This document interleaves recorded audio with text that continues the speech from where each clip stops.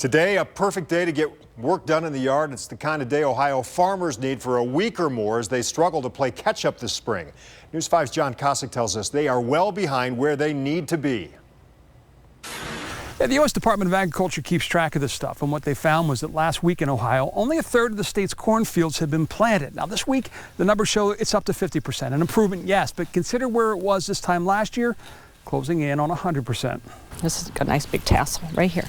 Paula Zalea's cornfields are the envy of many farmers this year. This will be a beautiful ear corn about the second week of July.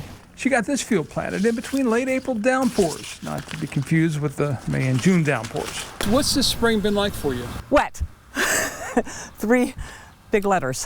Her family grows about 200 acres of corn in Peninsula. They have a schedule of planting throughout the spring and early summer so as to guarantee a steady supply of corn for their market and local grocery stores. But this year has been a challenge, forcing them to do what she calls patchwork farming. Say we need to get 4 acres of corn in. So we might find 2 acres of dry soil in this field.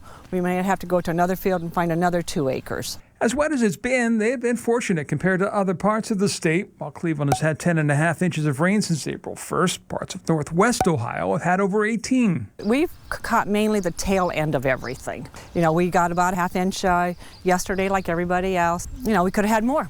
A friend of ours had almost 5 inches. In the meantime, they'll continue their patchwork approach, appreciative that they haven't had to deal with what other parts of the country are living with, and that is fields underwater that simply will never be planted this year. And for those who have grown accustomed to Zalea's fall corn maze, fear not, they were able to get that planted over the weekend. To get all 3 acres dry at the same time was like, okay, today's the day, let's hit it.